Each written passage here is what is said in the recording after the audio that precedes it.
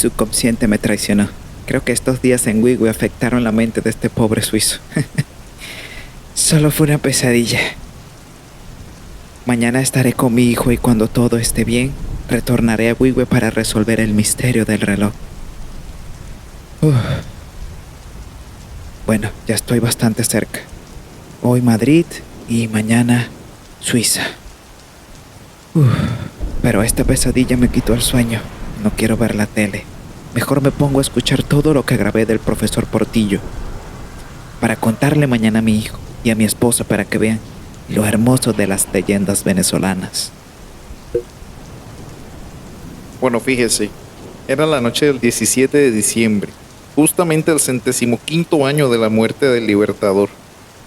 Juan Vicente Gómez, o el Bagre como lo llamaban sus detractores, se encontraba en una hacienda llamada El Trompillo, ubicada aquí en Wigwe, una de las haciendas más grandes y fructíferas del país. Grandes extensiones de terreno, paisajes sacados de un cuadro y animales de primera calidad.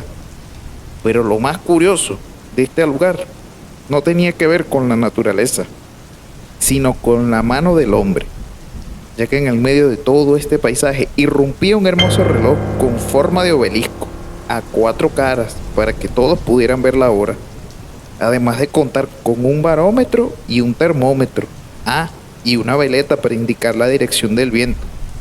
Originalmente este aparato le pertenecía a Antonio Guzmán Blanco, y que pasó de presidente a presidente hasta que llegó al Bagre. El reloj siempre estaba en el centro de la siembra de café. El general Gómez se sentaba fuera de la casa para ver el reloj y sus trabajadores para que no perdieran el tiempo. Ese día, luego de una jornada, estaba sentado como si nada. Usted sabe que dicen que como de costumbre se sentaba fuera de la casa principal. Y sobre todo en esos días que, no sé si usted sabe, pero ya su cáncer de próstata estaba bastante avanzado. Pero ningún médico quería decirle al tirano su condición de salud. Sin embargo, él no era tonto. Sabía que tantas luchas y tantas batallas para mantener el poder y el paso inclemente del tiempo lo podía sentir hasta en los huesos.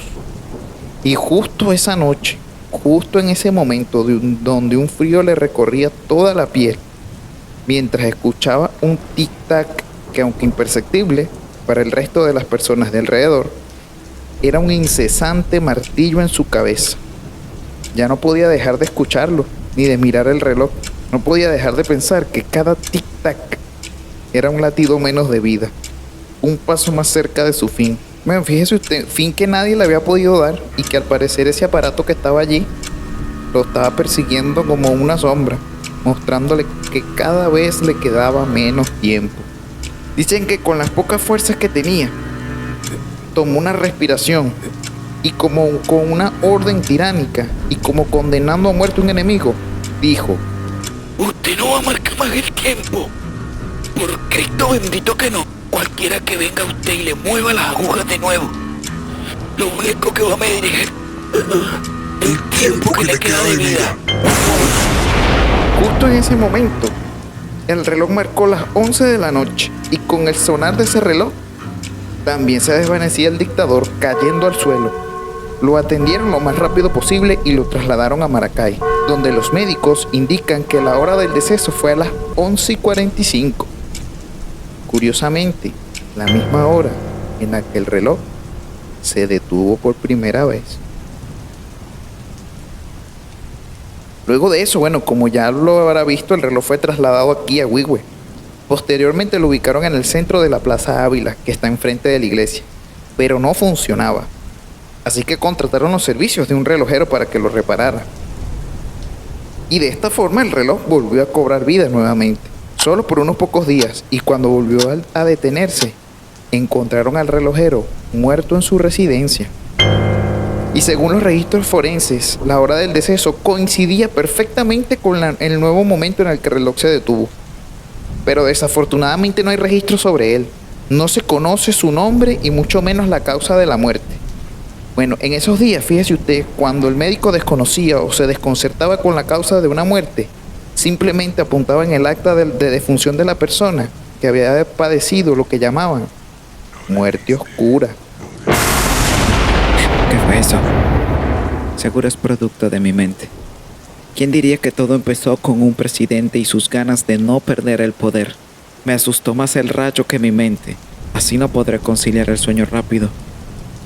Seguiré escuchando las otras notas para ver si logro dormirme. El reloj estuvo detenido por 40 años. Y fue allí donde entró este señor que le voy a comentar, Salvatore Consoli, un inmigrante italiano que había llegado de aquellas tierras lejanas en busca de la estabilidad económica y emocional que lamentablemente pues le había negado su propio país a causa de la terrible recesión. Era un grandioso relojero. Todos los vecinos del pueblo le llevaban relojes de todo tipo. En esta nueva vida que empezó en Huigüe conoció y le cogió cariño a muchas personas, entre ellos a Andrés Mijares, mejor conocido como el famoso Chipia. Comenzaron a encontrarse, usted sabe, por ahí por el pueblo, y Chipia, como buen venezolano, empezó a buscarle conversación. Y pasado un tiempo, menos de lo que uno se imagina, ya eran hermanos de vida. Tanto así que Chipia se convirtió en el aprendiz de Salvatore. Eran inseparables, como una cadena y un reloj de bolsillo. Salvatore, como experto de los relojes que era, no podía creer que ese hermoso y gran reloj no funcionara, chico, y que nadie se preocupara por hacerlo. Si era tan imponente, y era el símbolo del pueblo. Y un día, como obra del destino, sus lamentos fueron escuchados por algún tipo de poder divino. Llegó a él una solicitud del ayuntamiento para reparar el símbolo del pueblo. Esto, aparte de emocionarlo, lo asumió como un gran reto, obviamente, porque no era fácil echar a andar un reloj con 40 años de inacción. Como es lógico, Chipia pues quiso ayudarlo en tan importante labor, y si lograban hacer funcionar ese viejo reloj, no solo el alcalde sino el pueblo entero los iban a ver como héroes. Pero Salvatore le dijo que había demasiado trabajo en el taller y por eso le dijo a Chipia que se quedara allá y él se encargaba del reloj. Y bueno, tal como lo había vaticinado al momento de abrir la compuerta que resguardaba el mecanismo, Salvatore confirmó que todas las piezas se encontraban cubiertas por herrumbre, pero se llevó una sorpresa al descubrir que no era demasiada. De hecho, solo bastó un poco de líquido especial con el que el relojero humedeció un estropajo para que todas las piezas quedaran como nuevas. Y luego de varios días batallando con este titán y valiéndose de todas sus habilidades, logró cerrar la compuerta del reloj y escuchar ese agradable sonido que indica que el trabajo estaba hecho. Bueno, fíjese, el reloj de Huigüe había vuelto a funcionar después de 40 años. Los lugareños lo celebraron con júbilo, aprovechando las fiestas patronales del pueblo. Hubo fuegos artificiales y hasta reprodujeron en un gramófono los acordes de una tarantela para honrar a Salvatore. El hombre y su familia lloraron de nostalgia por su tierra, pero también de alegría por haber hecho semejante aporte al pueblo, que los había recibido con tanto cariño. Es más, fue tanto el logro de Salvatore que el alcalde lo nombró relojero oficial del ícono del pueblo. Su amigo Chipia lo felicitó con sinceridad. Estaba feliz por él y orgulloso de su logro. Pero la felicidad duró poco. Días después de la hazaña, Salvatore recibió una carta de su familia en Italia, diciéndole pues que la guerra había comenzado. Salvatore, sin pensarlo mucho, decidió emprender el viaje para apoyar a su familia allá en Italia. Se despidió de su esposo con un gran beso, de sus hijos con un gran abrazo y diciéndoles que los amaba, y a su hermano Chipia con la promesa de que pronto regresaría para seguir trabajando y compartiendo como los hermanos que eran. Bueno, Salvatore se fue a Italia y cuando estaba a punto de llegar a su pueblo, ya era muy de noche, y decidió quedarse en un hotel a poquitas horas de su pueblo natal, para encontrarse en la mañana con su madre y sus hermanos. Y mientras dormía, bombardearon justo el hotel donde él se encontraba, y esa noche perdió la vida al instante. Dicen algunas personas del pueblo que justo en ese momento y a miles de kilómetros de distancia, el reloj de Huigüe se detuvo.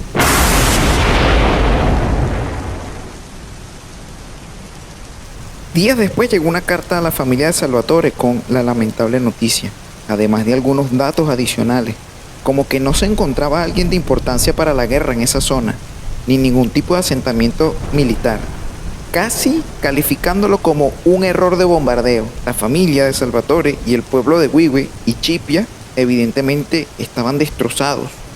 No podían creer lo sucedido, y el dolor y el silencio se apoderaron por varios días del lugar. Se dice que ni las ranitas nocturnas hacían el particular sonido que le dio nombre a este pueblo. Los días pasaron, y Chipia se entregó completamente al alcohol y al dolor por la partida de su hermano. Pero ese mismo dolor lo hizo tomar cartas en el asunto. Y un día, en honor a Salvatore, decidió abrir el reloj y con todos los conocimientos transmitidos por su hermano, decidió revisarlo y reparar el reloj. Y cuando lo abrió, se dio cuenta que una hoja había atascado el mecanismo. Gracias a Chipia, el reloj volvió a funcionar y todo el mundo, en medio de la tristeza, vio un poco de alegría de que el trabajo y las enseñanzas de aquel italiano estaban en buenas manos. Chipia ese día regresó a su casa, se alegró, lloró y alzó un trago al cielo por todo lo vivido y aprendido con Salvatore. Todo esto en soledad, en el patio de su casa, en su mecedora favorita. Pero exactamente 24 horas después, cuando la hermana de Chipia llegó a la casa cargando unas compras, lo llamó para que lo ayudara a colocar las compras en los estantes y no obtuvo respuesta. Lo buscó por todos lados y lo halló sentado. Estaba de espaldas a ella. La mujer se acercó entonces y al mirarlo de frente presenció el horror. Un rostro sin vida que mostraba un profundo miedo, como si algo lo atacó y decidió llevárselo para siempre.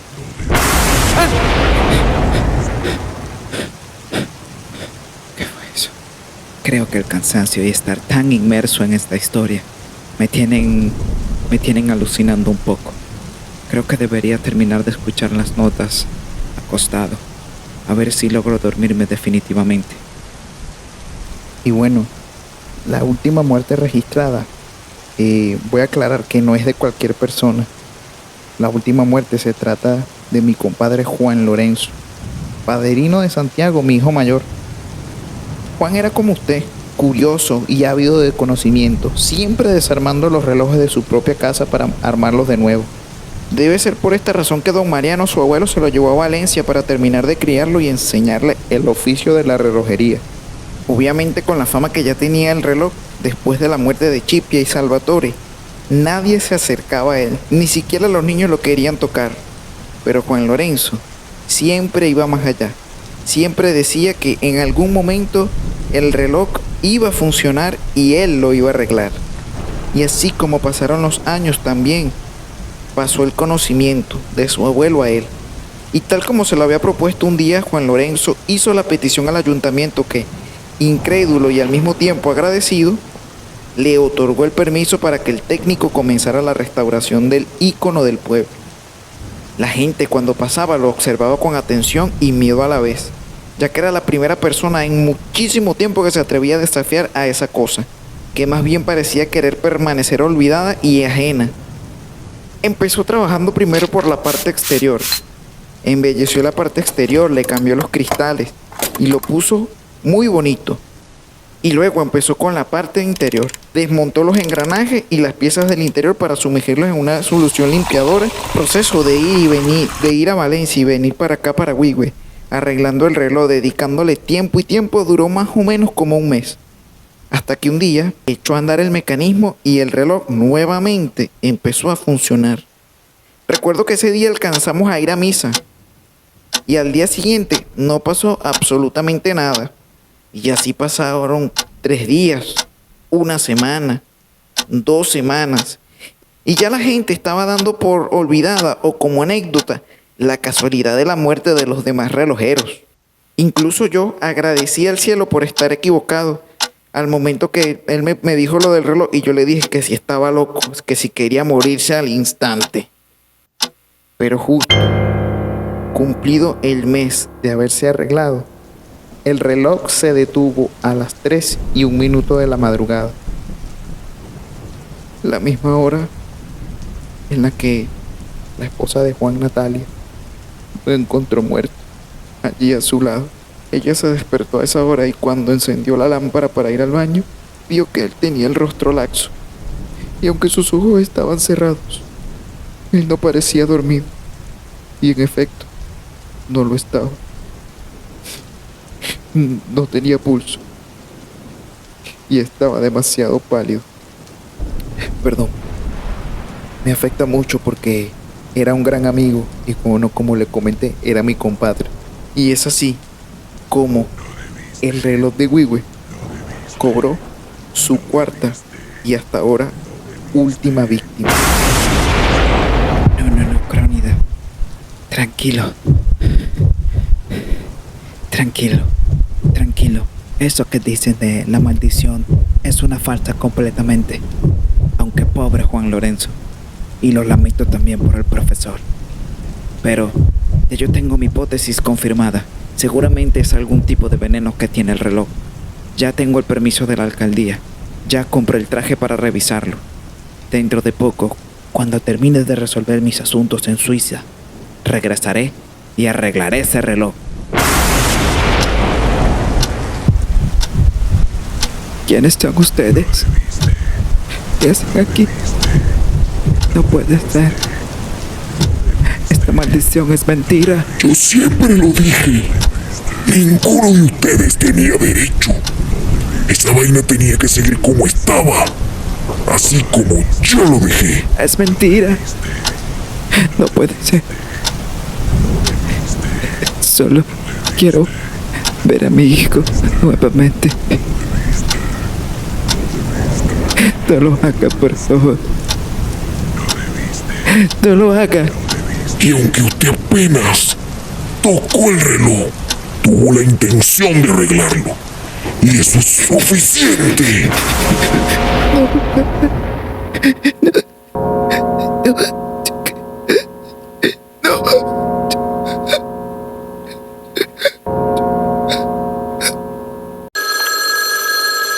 Hola, buenos días, Crónida. Buenos días, señora Piaget. No hablo francés. Por eso le hablo en español. Soy el detective Fernando Núñez. Sí, dígame. La llamo desde Madrid, España. Sí entiendo el español. Quiero decirle la lamentable noticia que su esposo ha fallecido. ¿Qué? ¿No puede ser? No sabemos exactamente cómo fue, pero lo hemos encontrado en el suelo y aparentemente, según nuestras investigaciones preliminares, ha sufrido un infarto. Lo siento. No, Dios mío. No puede ser. No.